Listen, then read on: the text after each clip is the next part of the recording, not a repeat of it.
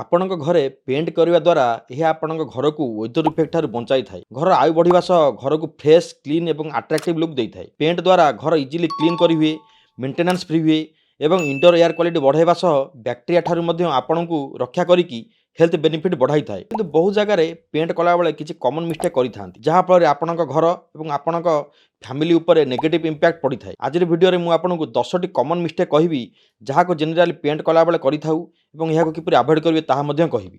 ଭିଡ଼ିଓଟି ଷ୍ଟାର୍ଟ କରିବା ଆଗରୁ କହି ରଖୁଛି, ଯଦି ଆପଣ ହାଉସ୍ ପ୍ଲାନିଂ, ଡିଜାଇନିଂ, କନଷ୍ଟ୍ରକ୍ସନ୍ କିମ୍ବା ଇଣ୍ଟେରିୟର କରିବାର ଅଛି, ତେବେ ଆପଣ ସାଇ ଡିଜାଇନ୍ ଖଣ୍ଡେ ଯୋଗାଯୋଗ କରିପାରିବେ। ଆମ ପାଖରେ ଏକ୍ସପିରିଏନ୍ସ ଇଞ୍ଜିନିୟର ସହ ସ୍କିଲ୍ ଟିମ୍ ଆଭେଲେବୁଲ୍ ଅଛନ୍ତି। ଆପଣଙ୍କ ଘରେ ଯେତେ ବ୍ରାଣ୍ଡେଡ୍ ପେଣ୍ଟ ୟୁଜ୍ କରନ୍ତୁ ନା କାହିଁକି, ଯଦି ପ୍ରପର ୱେରେ ସର୍ଫେସ୍ ପ୍ରିପାରେସନ୍ ହୋଇନଥିବ, ତେବେ ପେଣ୍ଟ ଜଲ୍ଦି ହିଁ ଖରାପ ହୋଇଯାଇଥାଏ। କମ୍ ଟାଇମ୍ ଇଣ୍ଟରଭାଲରେ ବାରମ୍ବାର ପେଣ୍ଟ କରିବା ଦ୍ୱାରା ହେଡ଼ାକ୍ ସହ ଟଙ୍କା ମଧ୍ୟ ବହୁତ ଖର୍ଚ୍ଚ କରିବାକୁ ପଡ଼ିଥାଏ। ପେଣ୍ଟ କରିବା ପୂର୍ବରୁ ସର୍ଫେସ୍କୁ ରିପେୟାରିଂ, କ୍ଲିନିଂ, ପୁଟି, ସ୍ୟାଣ୍ଡିଂ, ପ୍ରାଇମରିଂ ଏବଂ ବେସ୍ କୋଟ୍ ଦେବାକୁ ନିହାତି ଦରକାର। ନର୍ମାଲି ପେଣ୍ଟରମାନେ ୱାଟର ଏବଂ ପେଣ୍ଟ ମିକ୍ସିଂ କଲାବେଳେ ପ୍ରପର ରେସିଓ ମେଣ୍ଟେନ୍ କରନ୍ତି ନାହିଁ, ଯାହାଫଳରେ ସେକେଣ୍ଡ କୋଟ୍ ପେଣ୍ଟ ପରେ ମଧ୍ୟ ଫିନିସିଂ ଆସେ ନାହିଁ। ବ୍ରସ୍ ରୋଲର ମାର୍କ ମଧ୍ୟ ଭିଜିବଲ୍ ହୁଏ। ୱାଟର ପେଣ୍ଟ ରେସିଓ କମ୍ପାନୀ ବ୍ରାଣ୍ଡର ଅଲଗା ଅଲଗା ପ୍ରଡ଼କ୍ଟ ୱାଇଜ୍ ଚେଞ୍ଜ ହୋଇଥାଏ। କିଛି ପେଣ୍ଟର ଯଦି ବର୍ଜର ପେଣ୍ଟର ୱାଟର ପେଣ୍ଟ ରେସିଓ ଯାହା ଥାଏ ତାହା ଏସିଆନ୍ ପେଣ୍ଟ ମିକ୍ସିଂ କଲାବେଳେ ମଧ୍ୟ ତାହା ସେମ୍ ଫଲୋ କରିଥାନ୍ତି, ଯାହାଫଳରେ ଆଉଟପୁଟ୍ ରେଜଲ୍ଟ ଖରାପ ଆସିଥାଏ। ବ୍ରାଣ୍ଡର ଅଲଗା ଅଲଗା product wise mix ratio instruction ହିସାବରେ ଫଲୋ କରିବା କଥା। କିଛି ଲୋକ ଘରର ଭିତର ଏବଂ ବାହାର ପାଇଁ ଗୋଟିଏ ଟାଇପ୍ର ପେଣ୍ଟ ନେଇ ଆସିଥାନ୍ତି। ଯଦି ଆପଣ ଘରର ଭିତର ୱାଲ୍ ପାଇଁ ଏକ୍ସଟେରିୟର ପେଣ୍ଟ ୟୁଜ୍ କରୁଛନ୍ତି, ତେବେ ସେଠାରେ ଆପଣଙ୍କୁ ବେଶୀ ଖର୍ଚ୍ଚ କରିବାକୁ ପଡ଼ିଥାଏ।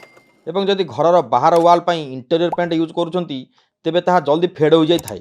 ଇଣ୍ଟେରିୟର ପେଣ୍ଟ ଖରା, ବର୍ଷା, ଶୀତ ୱେଦର ଇଫେକ୍ଟ ହିସାବରେ ତିଆରି ହୋଇନଥାଏ, ତାହା ଜଲ୍ଦି ଖରାପ ହୋଇଯାଇଥାଏ।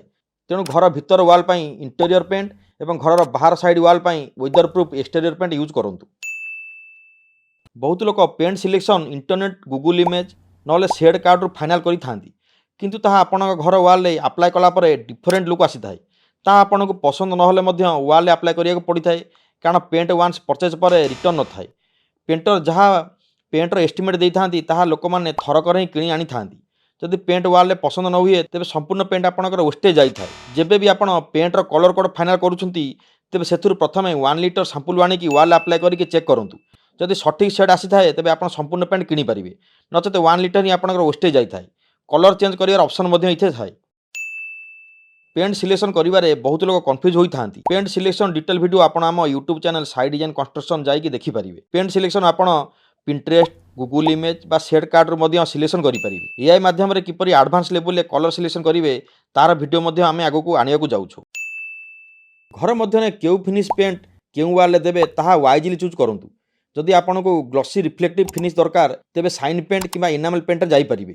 ଯଦି ୱାଲ୍ରେ ରଫନେସ୍ ଏବଂ ଅନଇଭିନେସ୍ ଅଛି, ତେବେ ମ୍ୟାଟ୍ ଫିନିଶରେ ଯାଇପାରିବେ। ଏହା ୱାଲ୍ର ରଫନେସ୍ ଏବଂ ଅନଇଭିନେସ୍ ହାଇଡ୍ କରିବା ସହ ଏଲିଗାଣ୍ଟ ଲୁକ୍ସ ମଧ୍ୟ ଦେଇଥାଏ। ପେଣ୍ଟ କଲାବେଳେ floor, door, window, switch board ଇତ୍ୟାଦି ପଲିଥିନ୍, ମାସ୍କିଂ ଟେପ୍ରେ କଭର କରିବାକୁ ପଡ଼ିଥାଏ, ନହେଲେ ପେଣ୍ଟର ଷ୍ଟେନ୍ ଏବଂ ଆକ୍ସିଡେଣ୍ଟାଲ ଡ୍ୟାମେଜ୍ ମଧ୍ୟ ହେବାର ଚାନ୍ସ ଥାଏ, ଯାହାଫଳରେ ଘର ଲୁକ୍ସ ଖରାପ ଆସିଥାଏ। ସଦାବେଳେ ଫାଇନାଲ୍ କୋଟ୍ ପେଣ୍ଟ ଲାଷ୍ଟକୁ କରନ୍ତୁ। ଯଦି ଫାଇନାଲ୍ କୋଟ୍ ପରେ interior work, furniture work, civil work କିମ୍ବା ଫ୍ଲୋରିଂର ଯେକୌଣସି କାମ କରୁଛନ୍ତି, ତେବେ ପେଣ୍ଟ ଇଜିଲି ଡ୍ୟାମେଜ୍ ହୋଇଥାଏ ଏବଂ ସ୍ପଟ୍ ମାର୍କ ମଧ୍ୟ ଆସିଯାଇଥାଏ। ଗୋଟିଏ କୋଟ୍ ପେଣ୍ଟ ପରେ କିଛି ଜାଗାରେ ଇମିଡ଼ିଏଟ୍ ସେକେଣ୍ଡ କୋଟ୍ ଆପ୍ଲାଏ କରିଦେଇଥାନ୍ତି, ଯାହାକି ସମ୍ପୂର୍ଣ୍ଣ ଭୁଲ। ଗୋଟିଏ କୋଟ୍ ଆପ୍ଲାଏ ପରେ ପ୍ରପର ଡ୍ରାଏ ଟାଇମ୍ ଦେଲା ପରେ ହିଁ ସେକେଣ୍ଡ କୋଟ୍ ଆପ୍ଲାଏ କରନ୍ତୁ। ପେଣ୍ଟର ଡ୍ରାଏ ଟାଇମ୍ ବ୍ରାଣ୍ଡ ଏବଂ type of paint wise different ଆସିଥାଏ। ନର୍ମାଲି ୱାଟର ବେସ୍ ପେଣ୍ଟର ଡ୍ରାଏ ଟାଇମ୍ 4ରୁ 8 ଘଣ୍ଟା ଥାଏ, ତାହାପରେ ହିଁ ସେକେଣ୍ଡ କୋଟ୍ ଆପ୍ଲାଏ କରନ୍ତୁ ଏବଂ ଏନାମେଲ୍ ପେଣ୍ଟ ପାଇଁ 18ରୁ 24 ଘଣ୍ଟା ଡ୍ରାଏ ଟାଇମ୍ ଥାଏ। ପେଣ୍ଟ କଲାବେଳେ ପ୍ରପର ଟୁଲ୍ସ ଯେପରି ବ୍ରସ୍, ରୋଲର ୟୁଜ୍ କରନ୍ତୁ। ହେଭି ୟୁଜ୍ ହୋଇଥିବା ରୋଲର ବ୍ରସ୍ ଆଭଏଡ଼ କରନ୍ତୁ। ଏହାଦ୍ୱାରା ବ୍ରସ୍ ରୋଲର ମାର୍କ ୱାଲ୍ରେ ଇଜିଲି ଭିଜିବଲ୍ ହୁଏ, ସଠିକ୍ ଫିନିସିଂ ଆସିନଥାଏ। ଭିଡ଼ିଓଟି ଏଣ୍ଡ କରିବାକୁ ଆଉଥରେ କହି ରଖୁଛି, ଯଦି ଆପଣ ହାଉସ୍ ପ୍ଲାନିଂ, ଡିଜାଇନିଂ, କନଷ୍ଟ୍ରକ୍ସନ୍ କିମ୍ବା ଇଣ୍ଟେରିୟର କରିବାର ଅଛି, ତେବେ ଆପଣ ସାଇ ଡିଜାଇନ୍ କଣ୍ଟ୍ରି ଯୋଗାଯୋଗ କରିପାରିବେ। ଭିଡ଼ିଓଟି ଇନଫର୍ମେଟିଭ୍ ଲାଗିଲେ ସାଙ୍ଗସାଥି ସହ ସେୟାର କରିବାକୁ ଭୁଲିବେନି। ଆଜି ପାଇଁ ଏତିକି। ନମସ୍କାର, ଜୟ ଜଗନ୍ନାଥ।